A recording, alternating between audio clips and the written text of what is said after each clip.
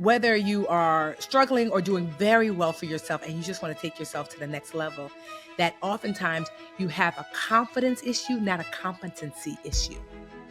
You are capable and able to do all the things, because if it comes up in your heart, it could be had in your hand. I believe that firmly, and that you're just needing a little bit of guidance, and I'm here to do so.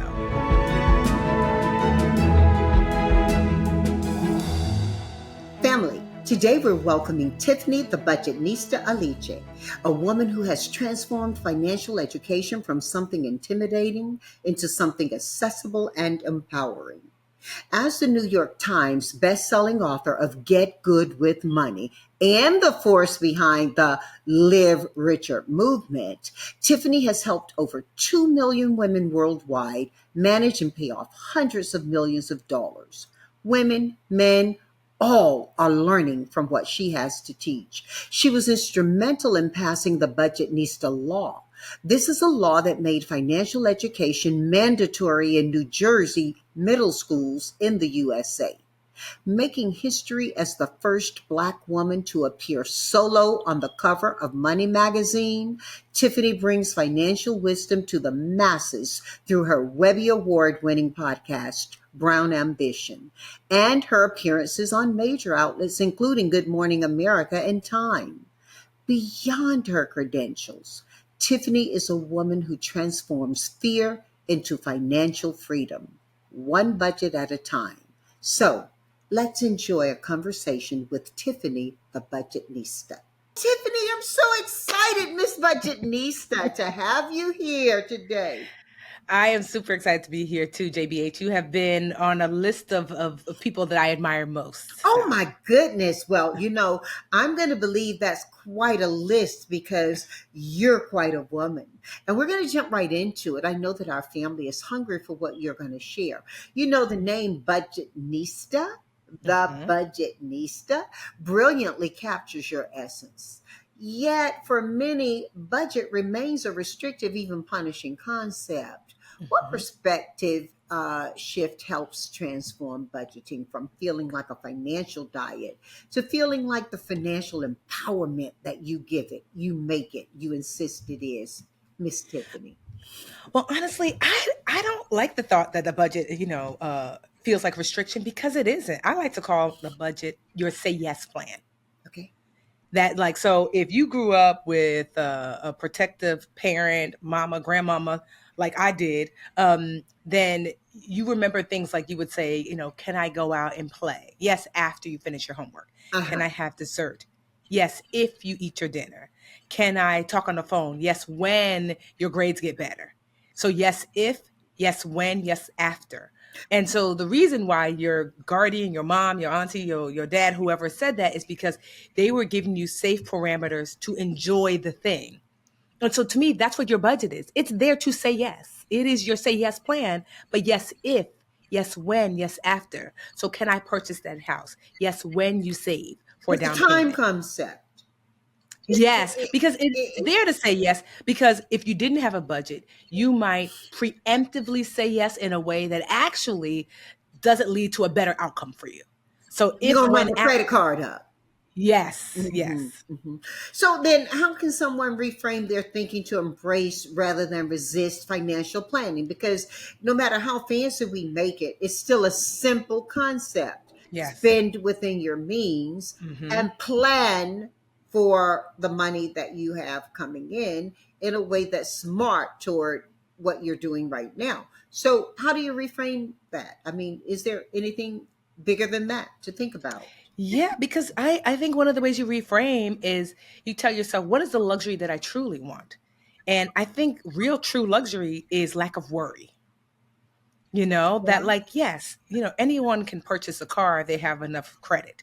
But do you want to drive this car, but also worry about them coming to repossess it? Is that truly the luxury you want when you thought about getting that car? So the reframe is, how do I attain the things that I want within parameters that let me truly enjoy it? That's what I'm deserving of. Because people will say, well, I don't want to restrict myself because I deserve to have these things. And I say, yes, you do, within a construct that means lack of worry for you. So truly expanding our view of luxury. And none of us have to go that far, look that far, listen Mhm. that far to know somebody who we thought were living on top of the world to find out Yes. they were deep underwater. Exactly. And I tell you that, like, I've worked with so many attorneys and doctors and people that made a lot of money, but were not able to keep a lot of their money Earned a lot of because, money. yes, Making money is illegal. yes, Earning it. yes, And I think it's an important moment to your whole concept, truly, isn't it? You know? yes, yes, that earning a lot of money is just step one. Hmm. Then managing, keeping some, and growing the rest. That if you spend all of the money that you have, then you are only limited to what you can earn externally. But you want to put your money to work. You want to say, okay, some money I get to enjoy. Some money I take care of my responsibilities. Some money provides me with safety. And then some money I use to intentionally grow. So one day I don't have to work anymore. So the money that I've been growing now puts me out of work. You know, a girl, I think about growing up. And so back in Topper, North Carolina, mom and dad, I remember when their no's would come to us, they were very much framed similarly to what you're speaking now. And they'd Mhm. explain to us, it's not that you can't have it, it's that you shouldn't have it right now because Yes. we're going to be investing. And they always spoke of it as our home. You know, their big Yes. thing was, when I die, this home is going to be paid for, right? And Mhm. so they would share with us where the money was going. They didn't just give us notes. Fast Yes. forward to me going out to Los Angeles and visiting my sister and my brother-in-law for what I thought was a vacation, and landed up the longest vacation on earth. I happen to be sitting in Los Angeles right now in one of my homes. And um, I remember meeting people who I had read about in Mm. Ebony magazine, Jet magazine, had seen on Soul Train and in movies, and I was meeting these people in very casual and personal ways. They were Mhm. living very large, and like within a year of being here, a couple of them who were really famous and still are famous were Mhm. also dead broke, and Yes. asking my sister to advocate for them with, you Mm. know, whoever, to help them out. They had managers and agents, but they were dead broke. And so Mm. it wasn't their ability to earn, it was their inability to budget that I Yes. think pushed them under. We can hear about all the deals and the bad deeds that went on, but at the end of the day, they were taking home money.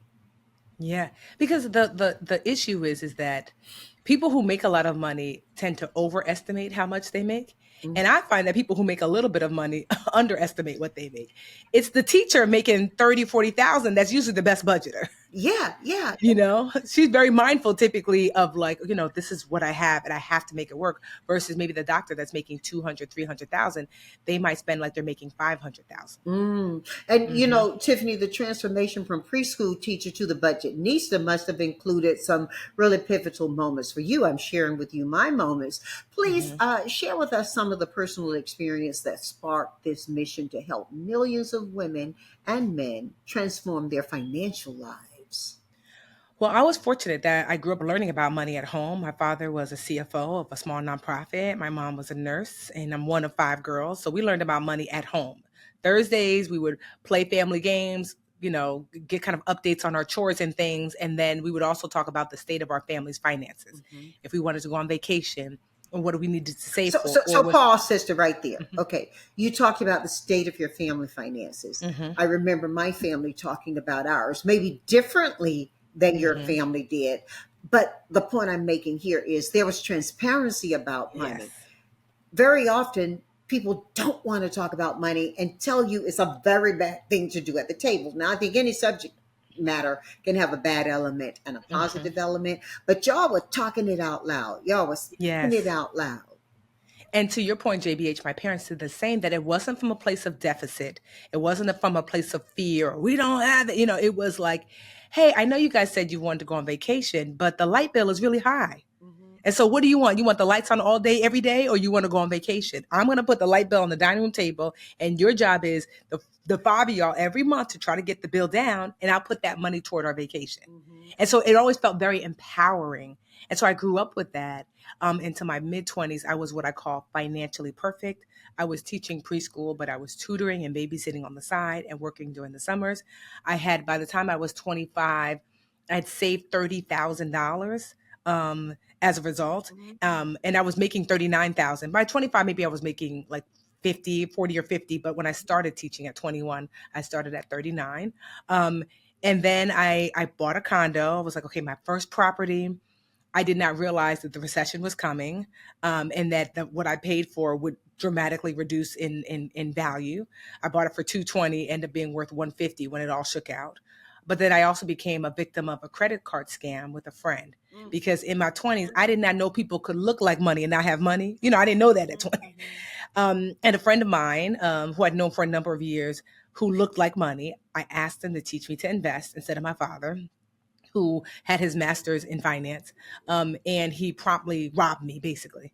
And so it left me $35,000 in credit card debt. So here I was at like 26, 27, with a condo, 20, $222,000, a master's in education, $50,000 I got in my mid 20s, credit card debt for $35,000 that I never had credit card debt before.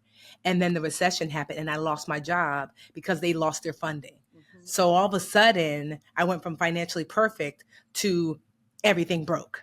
And I really struggled to get on my feet. And as I was struggling to get on my feet, I remembered all the lessons I grew up with. And I promised myself, when I get on my feet, I'm going to help other people in this situation that feel financially hopeless to do the same.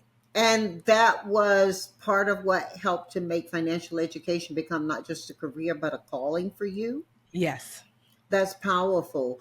There are people listening right now, and from time to time, perhaps ourselves, who have not wanted to be transparent about what's going on. And it ain't nobody's business, so it's not like you got to walk around and talk about it.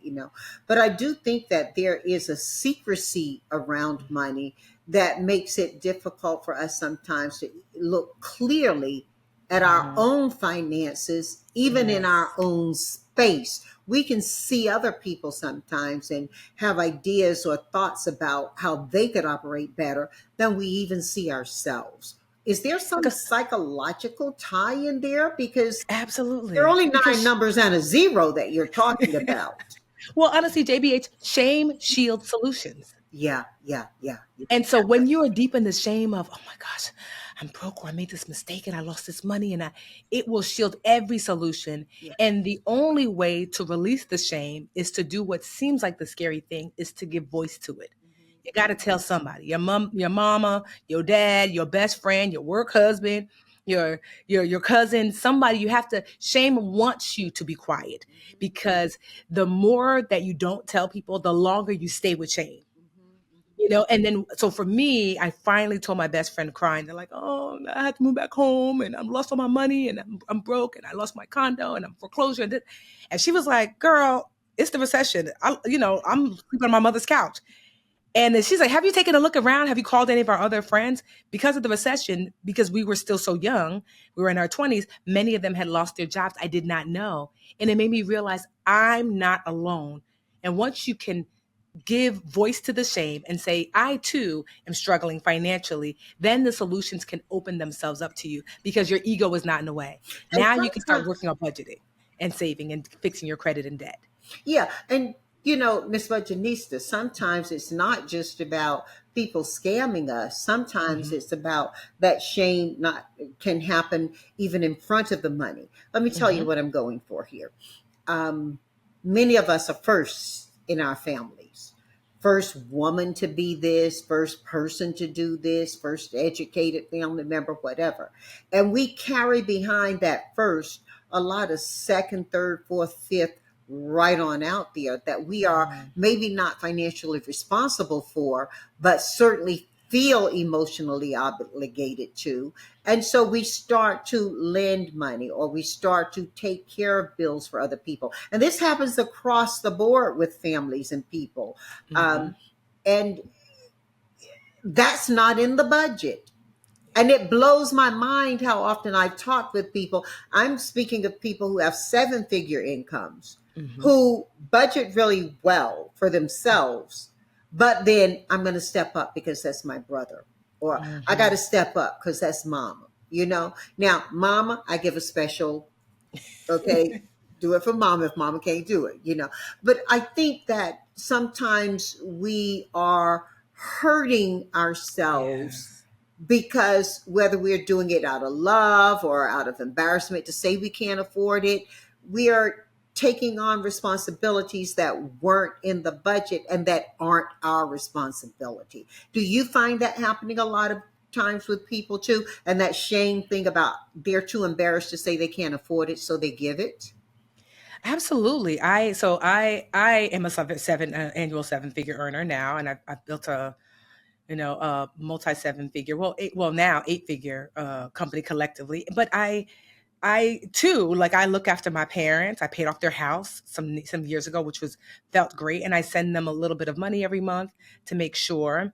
But I had to learn early on because I have sisters too, and I'm like, how much is too much? And one of the lessons, and this is a great lesson that my friend Cabral taught me. He said, money doesn't actually solve the problem sometimes. So before I give money, I ask myself, does this solve the problem? I'll give you an example. My dad is been retired for many years. They set aside for retirement very well. They set my sister, the last one, she was getting her degree, so they mortgaged the house so they could pay for school for her. And so my mom wanted to retire. She's a nurse, which is a lot, it's a lot on your body. But she had to work a few more years because of, like, they had paid off the house. But it was like, okay, now we have to work a few more years to pay off this mortgage so we can send the baby, the youngest, to college. Now, once my business started to do well, I think they owed like an additional 120 or something like that. And I was able to do it. My late husband and I, we talked about it, and I said, but that solved the problem. Like, this 120, my parents didn't need me to send them money indefinitely forever to pay all their bills. It was, if I can pay off this house, it allowed my mother to retire, and I send them spending money if I'm wanting to, but it solved the problem of, she doesn't have to work anymore, but there's enough money here they could support themselves because of their retirement planning. That's one. But then sometimes I have people in my family that have come to me where they're like, and I've done this before. It's been, I'm going to lose my home. Can you help me with my mortgage? And I give them month one. Then month two, I'm going to lose my home. Can you help me with the mortgage? Then month two.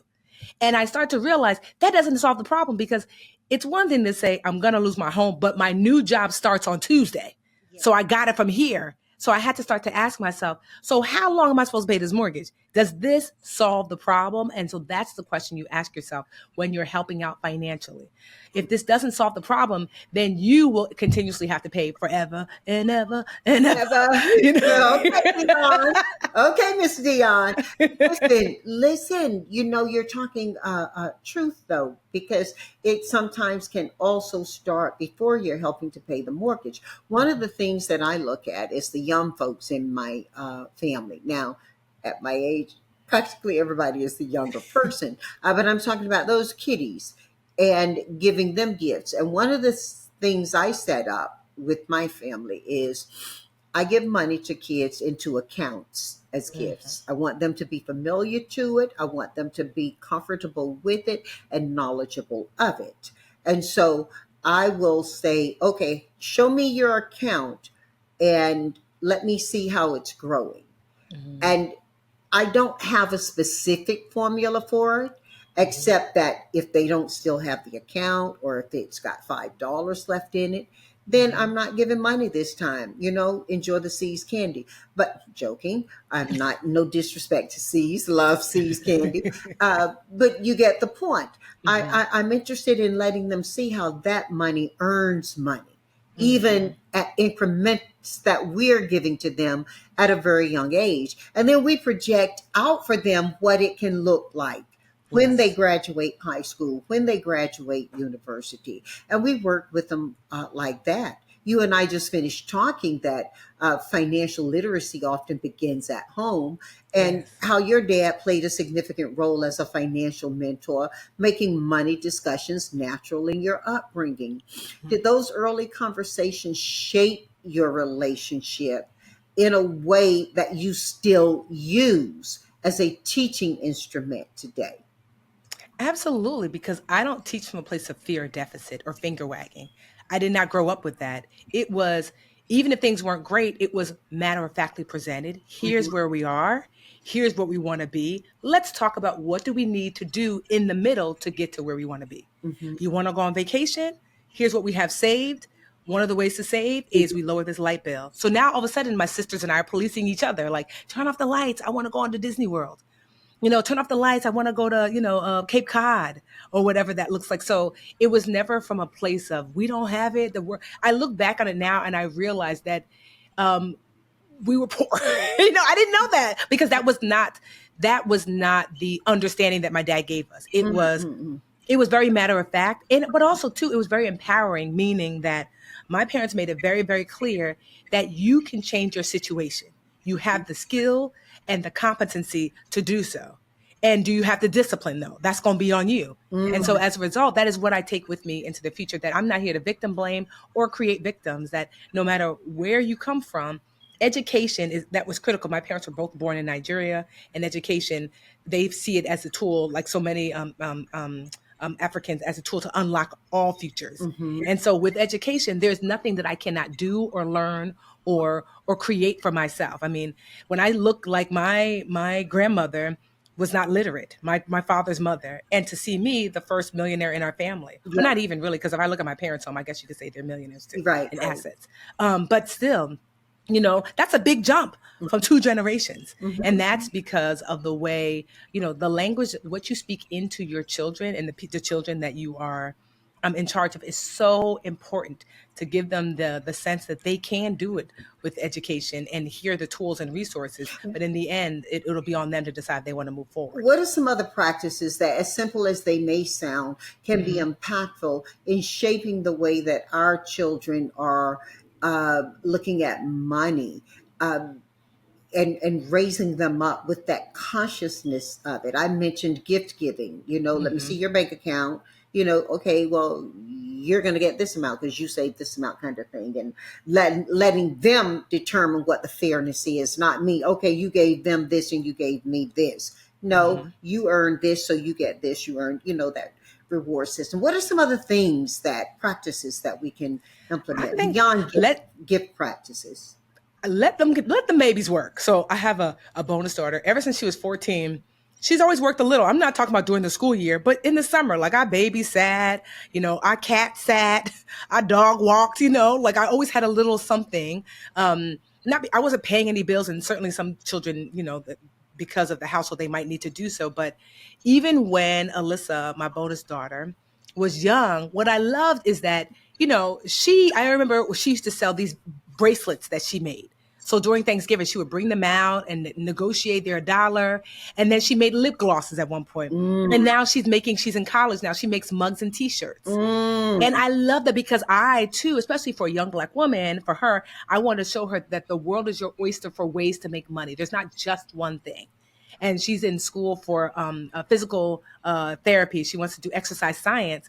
And what I really love, because of this entrepreneurial mindset that I've helped to implant in her, she's like, I can't wait to graduate college so I can open my own practice. She's not like, wonderful. But that's a shift in mindset that she learned. Yes. And then also too, some things you can do is that I do not give Alyssa money, because she'll hit me and say, oh, she calls me Tiffy. Tiffy, I want to get my hair done and I need some money. I'm like, well, who needs babysitting? My niece and nephew. $15 an hour this Saturday. And she's like, okay, because she knows. Yeah, but Tiffany, come on, your name sounds like money. You're gonna get it. Right?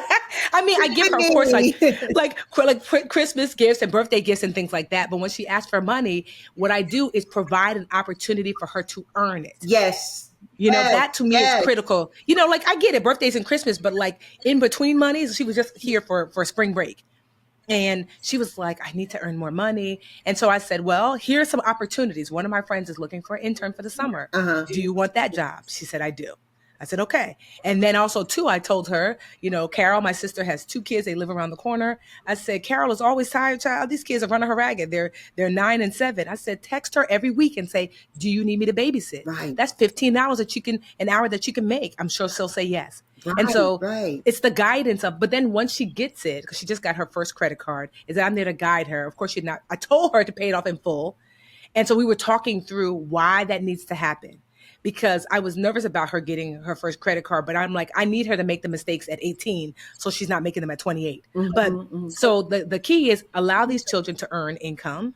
And then when they earn it, don't just let them earn it and then go off into the wilderness. No, I'm dating myself, but we used to have the passbooks back in the day. That was like a little passport. Mm-hmm. Every 2 weeks, I used to have to bring all my sisters who worked in the summer. We would have to show my dad our passbook, and show like, here's what we made, here's what we spend money on, and I would have to explain, where did $10 go, where did $7 go, and because he was setting me up to be responsible to not to him but to myself about spending, and so That's so giving them the powerful. guidance. That's so Hmm. powerful. I Yeah. remember once sitting with some of our nephews and nieces, and they asking them to just do a tally in their heads on how much they spent. In this instance, it was with Starbucks. Not hating Hmm. on Starbucks either. And they had spent like $240. I think the Hmm. other one was $600 in on Mm. Starbucks. And I said, you spent it at Starbucks instead of investing it in Yes. Starbucks. Hmm. You got to learn to think about how you reframe that money, how you're using Yes. it. So that's so important. But Tiffany, beyond practice level advice, your approach delves into the emotional relationship people have with money. How Yeah. does addressing the psychological aspects of spending and saving create more sustainable financial transformation for those who need it? And let's face it, everybody can use it. So that's so I wrote a book called Get Good with Money, and there's a Uh-huh. deep, it's a New York Times bestseller, Yes. and that there is And a a deep Netflix special. Yes. documentary, Get Yes. Smart It's a with PBS Money. special. It's a PBS special as well. It just came out this month. Mhm. Oh, So, yeah, so they're all called Get Good with Money, although mhm, Netflix is called Get Smart with Money, but it's the mhm. same. So one of the components, because you're right, JBH, that like, if your money will only do as well as your mindset will allow. Yeah. And that someone can give you, studies have shown that people will win $1 million or whatever in the lottery.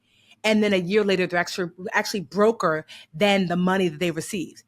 And the reason is because water will always reach its level. What does that mean? That means that your mindset follows your money, right? Or your money follows your mindset, rather. That if you are navigating from a place of overspend, you will overspend $100, you will overspend 100,000, you'll overspend 100 million. Like, it's the mindset shift. So some of the mindset that shifts that I want people to incorporate is that money is a team sport. That, even if you went to school for finance, you still need to have expert people that you can rely on to ask questions of. So at certain points, you might consider like a certified financial planner. Maybe there's an accountant, and that, like, or maybe you're reading books. So maybe you're 20 something years old. You're like, well, I can't afford any of those things. Well, there are books. You're listening to JBH's podcast right now. So that you shouldn't navigate money by yourself. You should be always seeking to learn more. So that's one. That there's a mindset shift that nothing is wrong if you don't know all the things. Doctors have doctors. Right, Hairdressers have hairdressers. right, And right. so, like, even so you as Therapists have therapists. exactly. So you should not be navigating money by yourself. That is one. Two, releasing the shame. Find a safe space, a person. I have a number of communities. Like, so for example, I have this Dreamcatcher community. There's like 30 or 40,000 people. It's free in there because I wanted to create a safe space where you can share. I'm Hmm. struggling financially. Hmm. I need help. I'm a single mom, or I just started a business, or whatever it is. So you can see and normalize that it's not just you, because shame shields solutions. Hmm. So that's one, the shift that, like, that creating finding a safe space to share your money journey with. That's another mindset shift. And three is to think that creating rules around your money means that you're depriving yourself. No, you're creating a yes environment. Hmm. Remember, all those things are to create a say yes plan, Hmm. but yes in a way that you don't have to think about, I went on vacation in January and I'm still paying it off in June.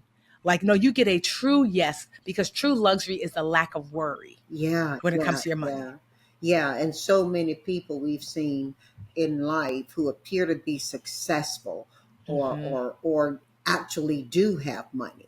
People like Elvis, they pass away with some real Yes. issues, and then their families inherit those problems and those money Yes. problems. How do people best determine when a pattern is emerging that may cause them to struggle to maintain positive financial habits despite understanding the mechanics? If you find yourself like doing the same thing over and over or having the same issue, if you find yourself, I lent money again, my family member's mad. 2 years later, I lent money again, my family member's mad. 2 months later, I'm at, oh, this is a pattern. Asking yourself, a pattern doesn't necessarily show with the same person. Mhm. Sometimes it's like, I've been here before. If you're finding that things feel familiar and you feel like you're reliving the same financial life over and over with different people, you know that you have a pattern. And if you're having a hard time understanding what that pattern is, I honestly highly suggest therapy.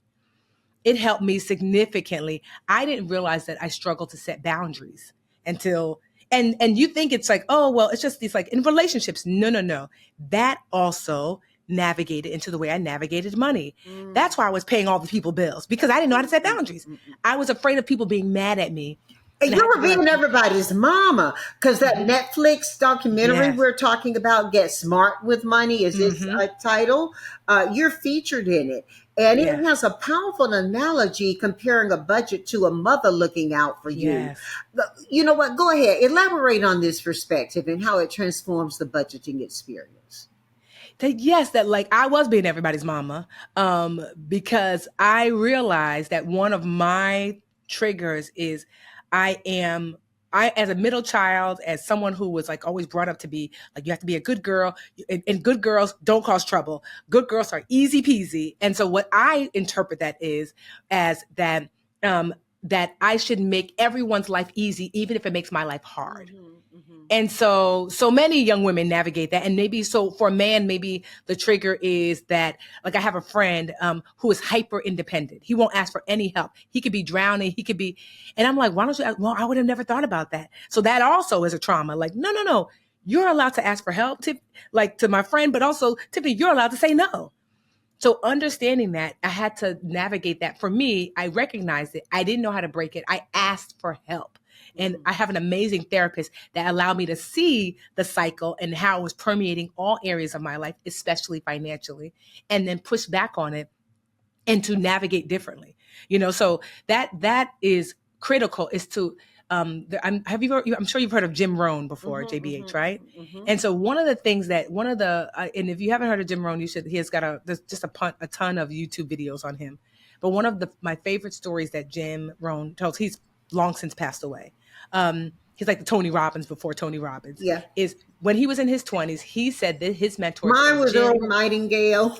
oh, okay. That was him, that was his mentor, Jim I Rohn. think that's Mhm. why I did. Yes. And so Jim said that. So actually, Earl Nightingale told Jim, Mm, Jim, I believe that you ought to be a millionaire, mm, not for the money, but for the man it will make you. mm, Because he said, in the pursuit of becoming a millionaire, it will change who you are. You will right. have to confront all of your weaknesses. Hmm. So, in pursuit of me creating a strong financial life for And, myself, and mhm, we used to throw around a term a lot. They got brand new on me. Now it mm, started to get low level, brand new, right? mhm, Meaning you just showing out. But mhm, when we originally talked about brand new, it really was a thing to the mhm, idea of, in the process of earning $1 million, mhm. you evidence the millionaire you are, Yes, and yes, we call it speaking it to an existence and yes, working it into yes. existence. And so I think that it's important for our family listening right now to understand that clear distinction you're making. Say it again, please. So if in it, like, I think you ought to pursue being a millionaire, not for the money, but for the man or woman it will make you, Yeah. because it will force you to grow and develop yourself. I Mm-hmm. think people think that money is an external thing. No, it's an external representation of the work you're doing internally. Mm-hmm. I set boundaries. I made more That's it. money. That's it. I became more disciplined. I made more money. Mm-hmm. I learned to listen better. I made more money. You see, like I was, I got deeper into my faith and my spirituality. I made more money. And so what I And learned as from I earned more money, I yes, lost the worry around whether or not I was suffering from imposturing. yes. And so, so really, if you're wanting to earn more, then or make more or manage better, the better person you have to become an expert in yourself. Mm-hmm. Once you start to navigate that internal trauma and whatever that stuff is, it will help to reveal some of the things that have been holding you back from the financial life that you seek. And so Yeah. that's the mindset shift that happens, that it's like money is not just, because if it was enough to just make a lot of money, why are there so many athletes that don't have money? Why are there so many celebrities? It's not enough to just earn. There's a shift internally that has to be made for you to earn, maintain, and grow the wealth that you want. You start to put financial tools into play and Yes. you make them a very real part of your day to day. hmm How does that affect your commitment to following through with a financial plan? So putting tools in place help you with the discipline of staying the course. Mm, So mm, mm. I have begun to like work out. I used to work all the time in my 20s and 30s. And then in my 40s, I kind of fell off. And the last month I've said, Tiffany, you're going to work out.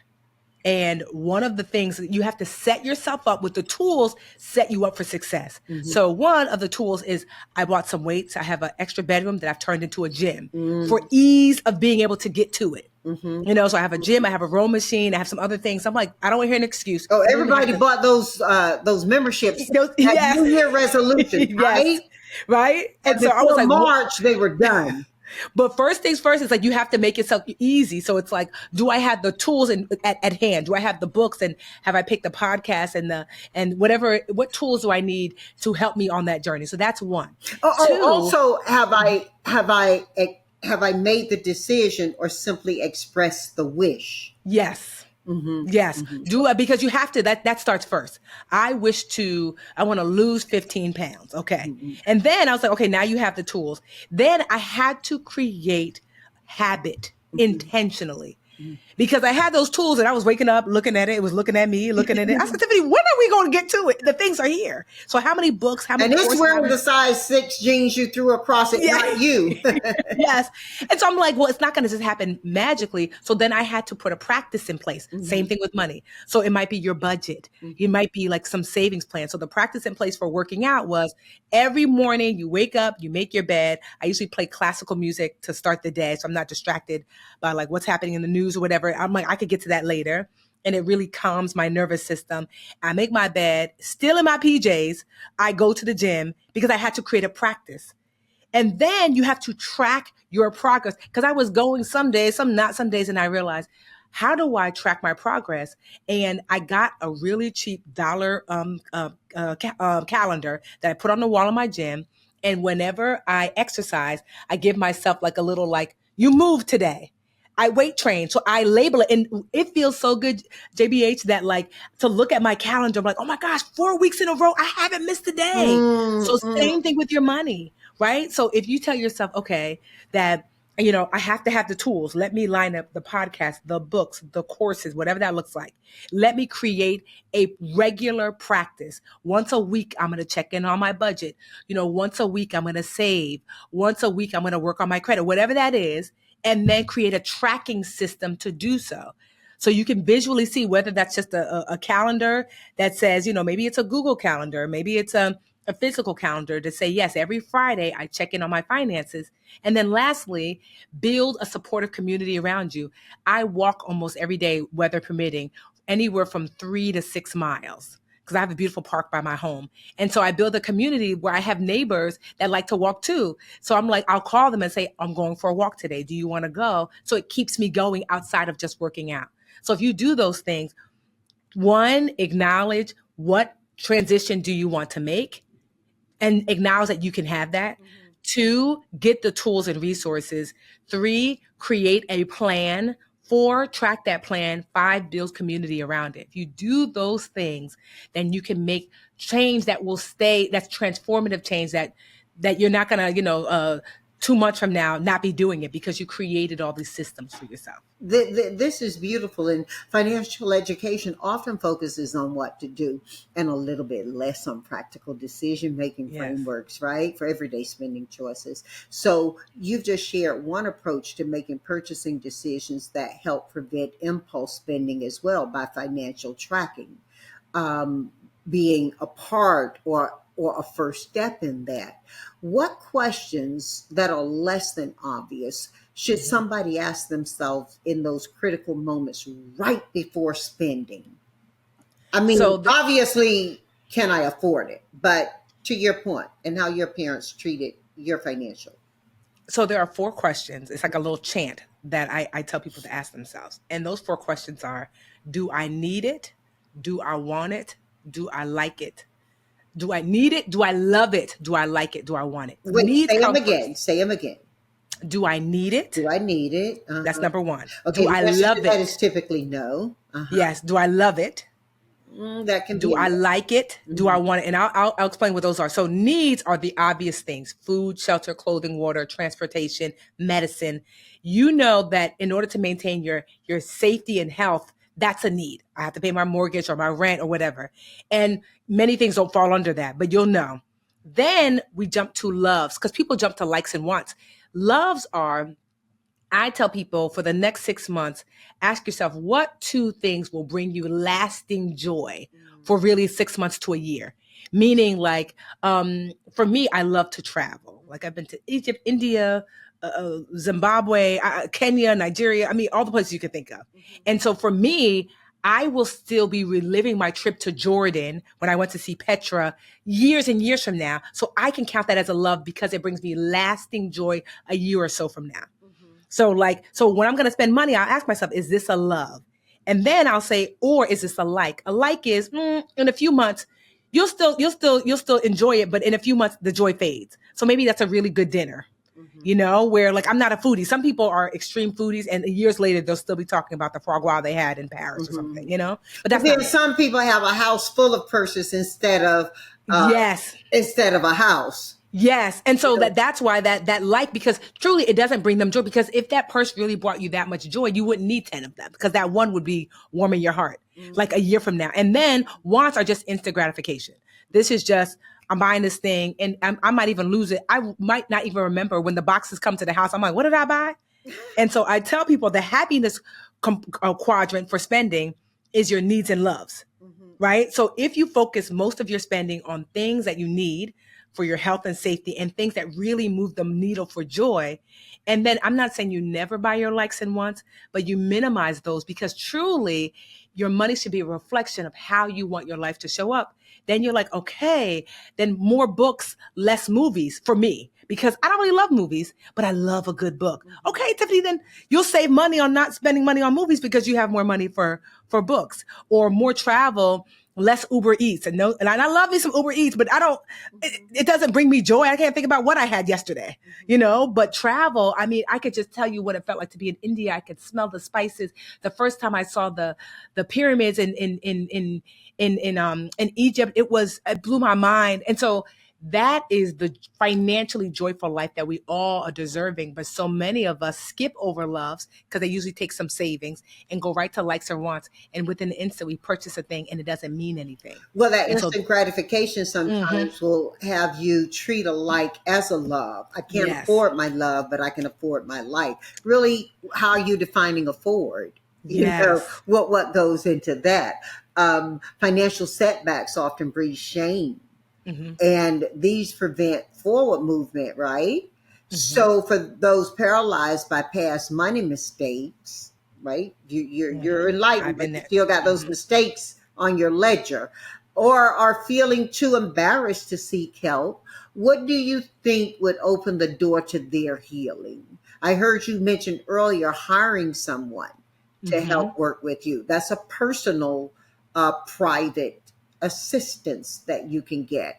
But what else can somebody do to maybe even take a more holistic perspective to create sustainable financial health rather than just those temporary fixes? Well, honestly, too, you have to speak the thing. So you have to find at least one person. They don't have to be a financial expert. They just have to be a safe space to share that shame that you're feeling, because you have Mm, to crack that open, or you mm, will be stuck in that cycle forever. mm. And another thing too is, like I said, there's so many communities where you can be anonymous, where you can just read other people's stories, because you have to Didn't you recognize say you you are had not. 30,000 people on a call? Yeah, in a community. Yeah. So, and it's free. And you So could you just can. sit back and listen and be like, oh, I'm not the only one. You have to break past the shame, because shame tells you it's you, Mm, mm, but the truth is there's so many people who are navigating the same thing. And there are people who are having a harder time than you, and people who have been where you've been and now have fixed it. And so you have to be in that environment. That's why I say money is a team sport. You should not be doing it quietly by yourself. From having experts to having a community where other people are navigating what you're navigating, and having people in your life that you can like kind of share your wins and your losses with. mhm. It's really important. So if you And are cleaning in, it up now because Mhm. AI knows how to tempt you. Yes, AI, yes, AI is real. Those algorithms follow you around and know your mind. So if you don't start working with the emotional aspects of why you're yes, spending, you're not going to get out of it because they're still yeah. going to send you. If they know you love Gucci, you're going to get Gucci ads all day long. Yes, all the time. But if you have an accountability partner Hmm. and you say, "Ugh, you know what, I was thinking about buying those loafers." It's like, well, didn't you say that you were saving for Italy? Mm. So no, I mean, I'm not, there's no judgment, So but pick I'm just something else asking. because I got the loafers. Okay. But because here's the thing. But I'm I not can saying, afford the loafers. yes, I'm not saying don't buy the loafers. Mhm. I'm saying, like, you're supposed to get the thing that's within the parameters of what you can afford without putting yourself in harm's way. So I have to ask myself those things, right? So even now I'm looking at more property to buy. Mhm. And, so I'm asking myself, okay, like, do I want to buy this property cash? Do I want to buy it? Like, what? I have to ask myself and weigh the financial pros and cons. Mhm. And I'm like, so now and the thing is, I'm not going to navigate it alone. I'm going to call up my financial advisor. I saw a property that I really liked and say, hey, Anjali, I'd like to run something by you. Mhm. So Mhm. there's a property I really, really like. I think I want to purchase it. And if I purchase it, especially in New Jersey where I live, like home prices are just astronomically growing. And I Mm. think if I purchase it now, Well, it will when be to put y'all on the map as luxury homes better affordable than New York, and half of oh, New York yes. tipped over to you. Yes. After COVID, I mean, the girls just came running over here. Yeah. And so I'm considering there's a place that I really like. I'm like, it's beautiful and exactly what I wanted. Not for me to live in, because I love the home. And so my other home, my sister is living in and just paying the carrying costs, because I purchased it as a foreclosure. So this is just something to add to the portfolio. Anyway, as I'm asking myself these questions, I know I do not have to answer them alone. And so I keep saying that because I cannot express how important it is that you have safe spaces to ask these questions, so you can navigate from a place of, it is not anyone's job to tell you what to do, but you are trying to gather as much intelligence around a financial topic so you can make a wise choice. You have to seek wise counsel. That's what my father would say. You have to Amen. seek wise counsel. Amen. And Budgetnista, your Mhm. concept, I just love saying that, your concept of financial, because you've earned it.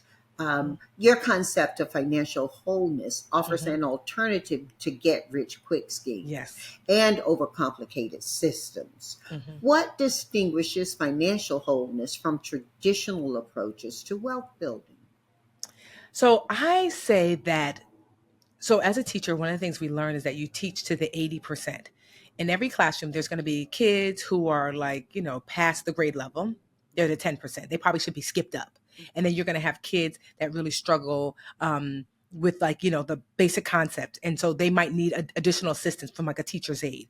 But as a teacher, your job is really to find that 80% and teach to them.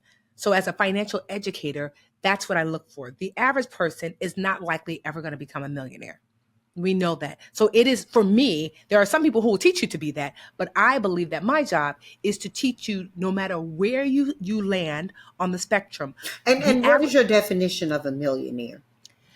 um technically a millionaire is somebody who just has $1 million worth of assets. So, like you live in New Jersey, you have a home, you might be a millionaire even though you don't feel like it, just because, your home that you bought in Mhm, mhm. 19, 85 for $200,000 is now worth a million if you were to sell it. Mhm. So So technically, it's not about my ability to extract $1 million. I It's believe my that's how I think about millionaire, that like it's my ability. So that's, Mhm. but I guess it technically, if we were going to look at assets, then Yeah, a millionaire they is someone. tally to that. Yes, but I believe that like I didn't consider myself a millionaire Mhm. until I was able to extract $1 million and say, oh, Yeah, here 'cause is that the, home yeah. may be $1 million, but you and somebody else own it until Yes, you paid it exactly. off.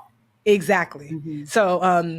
So one of the things that I teach through financial wholeness is that I am not trying to teach you to be a millionaire. You might certainly accomplish that. I'm trying to teach you that whether you are a mechanic, a nurse, a successful doctor, an entrepreneur, that you can reach a solid financial foundation that will allow you to navigate life well with your money. And so though there are 10 components to financial wholeness and they're all worth 10%. There is budgeting, savings, debt, credit, learning to earn. Those are the foundational five. Then there's investing for both wealth and retirement. That's one. There is net worth. There is insurance. There's your financial team and estate planning. If you master those 10, whether you're making $3 million a year as a successful entrepreneur or $30,000 a year as a preschool teacher, you can reach financial wholeness, which means that you will have a strong financial foundation that will allow you to continue to live life fully, no matter what you're making, because you've mastered those 10 things. And that's to the 80% that I teach to. And that's That's, beautiful. That's mm-hmm. beautiful. We see popping up, everybody sees them popping up all the time, how expensive it is to get old. And Yeah. you've just shared a financial journey that contains so many potential paths: Yes. credit improvement, debt payoff, emergency savings, investing, Yeah. and going on beyond the that first critical budget, right? Yes.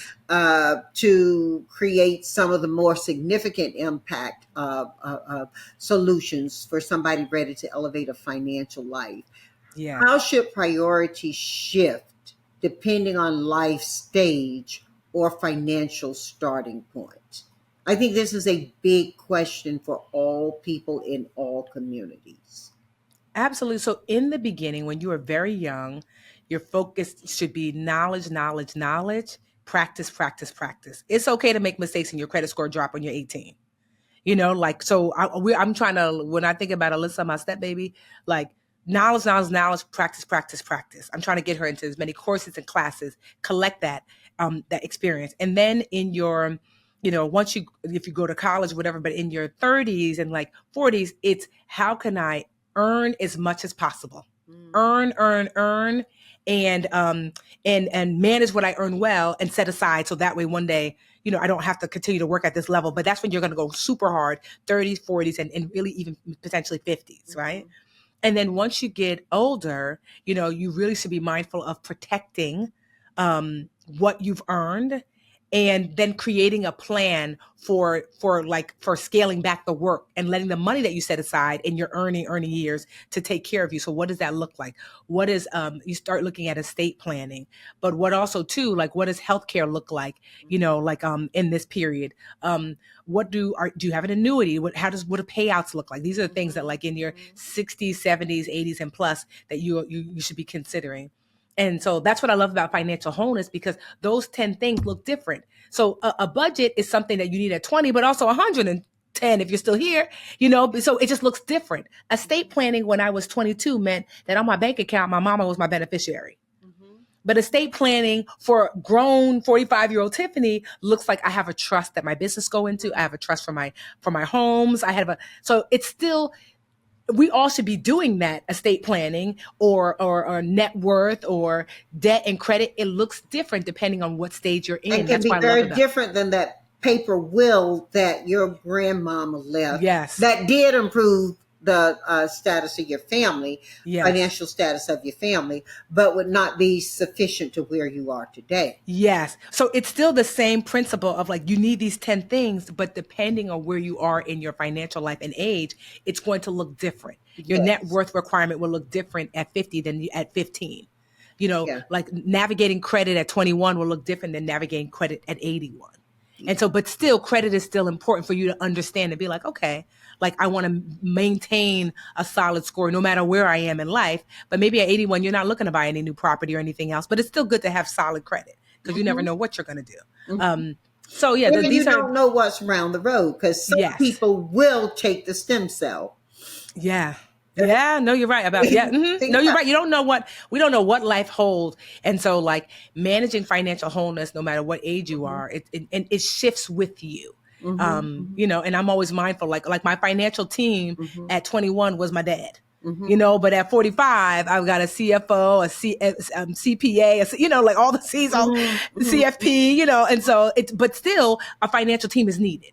And so like once you understand these 10 core financial wholeness steps, you align them to where you are and what you need, and they grow with you. That's why like I wrote Get Good with Money, and I did the PBS special and the Netflix special, because I wanted to reach as many people as possible. No matter your age, financial wholeness is a tool you need to lean into. this is some beautiful stuff you're sharing with us. Please, will you just share one more answer with Of me before we course. go 4 for 4?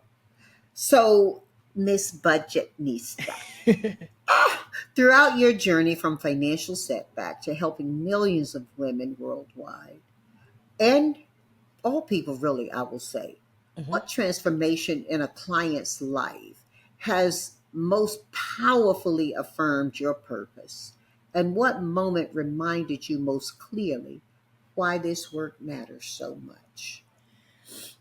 Well, I remember probably the most powerful, and this has happened several times after this, but the most powerful was there was a woman who had taken one of my free challenges. I typically every January I do a financial challenge. We've had up to 200,000 people participate in a financial challenge. Um, it's called the Live Richer Challenge, and she participated in it. Well, she sent me a message on Facebook and said, "Hi, Tiffany. My name is redacted. And I am struggling financially. I do work, but not enough to pay rent. I am living in a shelter, basically. And it kind of was like the first time that I really understood the working poor, because you just always assume if someone is unhoused, they're not working. But she's like, I am working, but it's not enough to care for myself and my family. And I thought, okay, she said, so I saw you have this challenge and I see that it's free. Do you think I should do it? And I told her yes. Excuse me.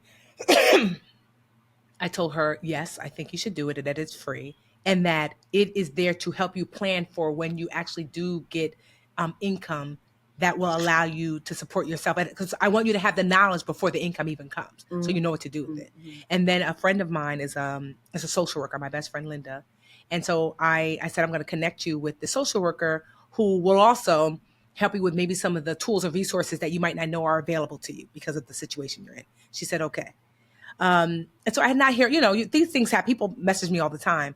5 years later, I get a message and on Facebook, and I realized it's her. She said, "Hi, Tiffany. I don't know if you remember me, but with Facebook, you can see prior messages. So I saw our messages before." And she said, "I just want to thank you so much. Even now I'm getting chills." She said, "I'm closing on my first home." When I tell you, I told Mm, her, mm, call me. We both got on the phone and just started boo-hooing and crying, mm, because I thought from homeless to homeowner. mm, And she said, Tiffany, the tools and resources that you provided, that free challenge, the other resources that the social worker helped me with, I was able to find a job. But she said, I had jobs before that paid more, but I didn't know how to manage. I didn't know how to save. I didn't know how to. And she said, now me and my kids have a safe place to live, and it's my home now. And I just thought, if ever I think that this is not what I'm called to do, and she was just the first of, I can't tell you how many people have had that transformation, if not more, or a woman who was like, Tiffany, I didn't think I was going to be able to afford to have kids, and my husband and I feel really confident now because we have our budget. We've been saving and we've been, or Tiffany, I lost my job, but I'm not worried because I have 6 months of savings. Or Tiffany, because of you, I bought my house. Or Tiffany, because of you, my credit score went from a five something to 800. Or Tiffany, because of you, I can actually help my child go to college. And I'm always like, no, because you've done the work. My job as a teacher is to present the best information possible to give you the access, the knowledge, and the community to succeed. And you've leaned in and you've done the work. And so that's why I invite for everyone here listening is that whether you are struggling or doing very well for yourself and you just want to take yourself to the next level, that oftentimes you have a confidence issue, not a competency issue. mm, You are capable and able to do all the things, because if it comes up in your heart, it can be had in your hand. I believe that firmly. mm, mm. you know, and that you're just needing a little bit of guidance, and I'm here to do so, you know, and I've been doing it for the last 16 years, and I am so glad to be called. And I really believe that some people are called to do certain things. And from a very little girl, like God has already told me, like, you're going to be a teacher, and I'm just honoring, you know, what I know was created to do. Magnificent. Magnificent. Thank you. Thank you Thank so you. much. Whew. Let's go 4 for 4. Yes. Okay. I'm going to ask you 4 questions. Okay. To each, you'll give me 4 answers. There are no right Okay. or wrong answers. To the first one, I will ask you not to use a humanoid, use humans. Because you get to host dinner for 4 people from any time in history to present, Tiffany. Who's at your table and why? Well, first and foremost, it would be my late husband. He passed away suddenly in 2021 from an aneurysm, literally suddenly, here on Monday, gone on Thursday. So I would love to see him again. Um, Second, I think I would like to have dinner with Oprah. Mm-hmm. I just love, like, you know, against all odds, she's been able to build, you know, this empire. And I'm just curious as how, you know, like what mental and emotional shifts had to happen in order to do so. Mm-hmm. Another person that I would love, love, love to have dinner with would be, this is gonna sound strange, but I'm from Jersey. I love Queen Latifah. You know what it is about Queen Latifah? Because she's very Jersey. And if you're from Jersey, you know, this is someone who's become an A-list celebrity. And I'm not necessarily interested in becoming a celebrity, but how did you navigate being exactly yourself? Because I strive to show up as myself no matter what room Mm-hmm. I'm in, a money room, a not money room, a preschool room, or whatever. And Mm-hmm. she seems to show up exactly as herself, Jersey Queen Latifah. And that has not hindered her from the success. So I would love to, like, and she just seems like a good person. You And know, then I the think fourth, rap is a good door opener, though. When yes, you've had a career in the rap industry, especially as a rapper, people mm, already know you're coming strong. yes, You know, if you're successful in it, right? If you how we yes. measure success, and so I think the aha or the ooh happens when they find out that, hey, look, I'm a rapper at core, and I'm so much more. Yes. You So I know, just love her for that. And then the fourth person, honestly, would probably be my 80-year-old self. yeah, yeah, yeah. I want to hear from her, like, oh, baby, you was worried about that. It worked out. Oh, Mm-hmm. you was worried about that? Mm-mm. We worked, you know, so I would love, because I'm always really like, my biggest fear is like leaving a lot of potential behind. And I would love to hear from my 80-year-old self that the things that I'm worried about, I don't need to worry about, that it all works out. So those are the 4 people. Beautiful. Ooh. And how about going 2 for 4? What 4 pieces of music are you listening to and why? Stevie Wonder's album, I think it's Ribbon in the The Sky. new That's a, one or the old? Oh, no, oh, Rhythm in the Sky is old. yes, Yeah. Hmm. yes, Wow. Yeah, right? that's a masterpiece. Yes, definitely Lauryn Hill's Miseducation of Lauryn Hmm. Hill. Hmm. Love that. Um, I have been obsessed right now with Thriller, Michael Jackson. What a masterpiece of Oh, you know, you're the second person who's told me that in the last couple of weeks that they've gone back to Thriller. Yeah, it is an amazing. I just was like, wow. I mean, I grew up listening to it, but it's just an amazing album. And I feel like, so there is, I do like hip hop. I like kind of old school hip hop. There is an album by Mos Def and Talib Kweli called Reflection Eternal. Mm-hmm. It's just an amazing, like, hardcore hip hop album, and I just love that. I grew up listening to it. So those are the Oh, all right, girl. You got a good playlist there, though. 4. You're going 3 for 4. Okay. What 4 books do you advise our family to read and why?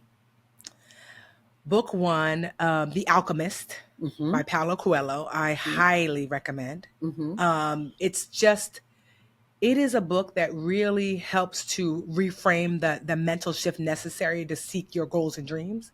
It's a book, it's a story, but it's just a beautiful book that I just think It everyone has should been read. recommended highly by I several mean, people on yes. who've come and guested on this podcast. Another book is what is it? It's called Jonathan Livingston Seagull. And it is an excellent, but one, it's such a quick and easy read. Mm-hmm. But Jonathan Livingston Seagull is about this seagull that says, I am so much more than a seagull. Mm-hmm. Seagulls only, like, screech and eat. I want to do more than that. And he ascends and he understands what he has to attain, but what he has to let go to ascend to the next level.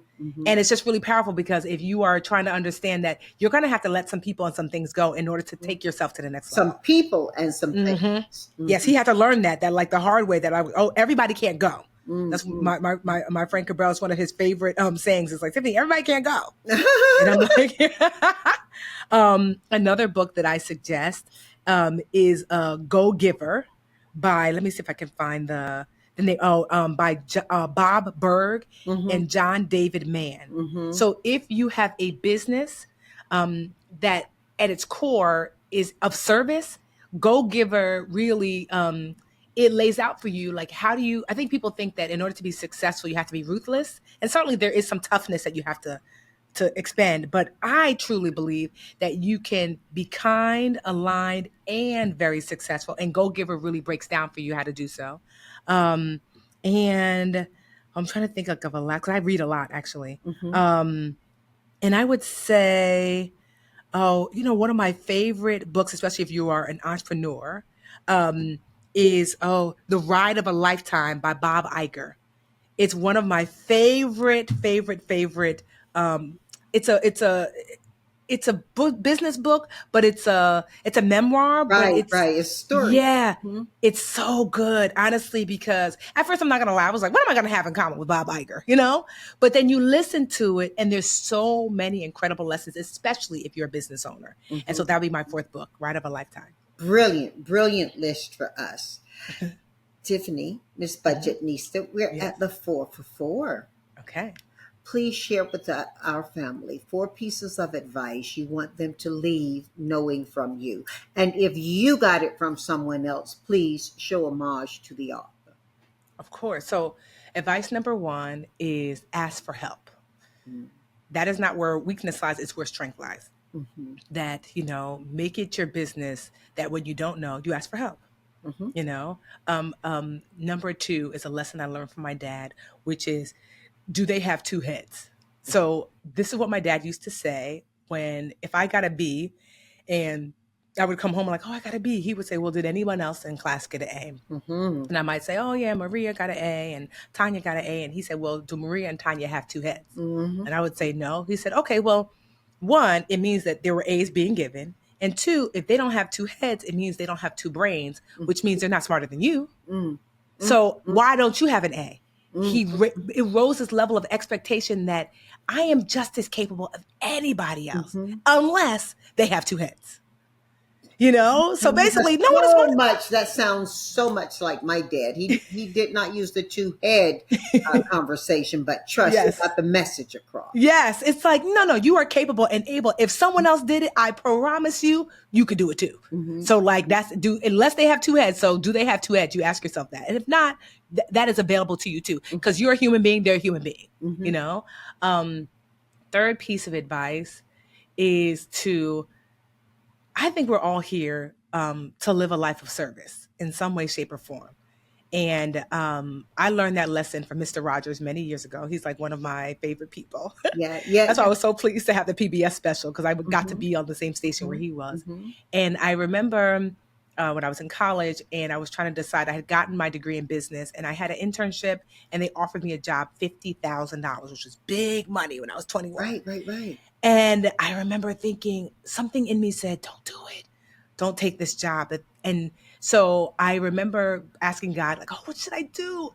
And I watched this documentary about Mr. Rogers. I did not know he was a Presbyterian preacher. And he was sitting in his office and they were interviewing him. And there was this needlepoint cross stitch, because I used to cross stitch when I was in high school, like sign on the back of his office wall. And it said, the purpose of life is to live a life of service. And that lit something inside of me, and that fire has not dimmed since. And I truly believe whatever that looks like, maybe you do hair, but that's still service. Maybe you create a business that like also can hire people. Maybe you give information. Maybe you're really beautiful. And as a result of your beauty, you bring attention to cancer awareness or whatever, like the purpose of life is to live a life of service. So that's the third piece, that find that thing. It might not be what you do for a living, but I don't think we're here to just live for our own edification. We got to serve somebody. Yes, you have to serve something bigger, I believe, in order for you to truly have joy. And then the fourth thing is, um, I think I learned this from losing my husband, which is, put first things first, meaning like what's really important. When he was here, I just was like, I'm like really ambitious, like, oh babe, we're gonna get a bigger house and we're gonna do this. And he would always be like, as long as you're good and baby girl's good, then I'm good, you know?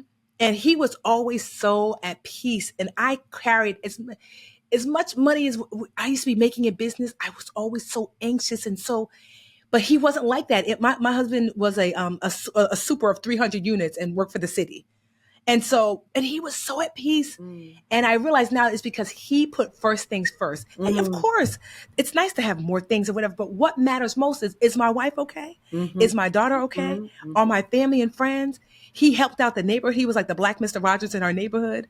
If you were a kid at your 10th birthday and there was nobody to buy you a bike for your 10th birthday, Gerard was going to do that. Nobody give you a haircut, he was going to do that. It's wonderful. He lived his day to day like that. Yes. Some of us have to have incidents to occur for us. Yes. And so it took for that for me. When those fires were raging in Los Angeles, I got so many well-meaning, loving, may I help? Is there anything I can do? Contacts from people, inquiring about the security of the home I have in Los Angeles and my family.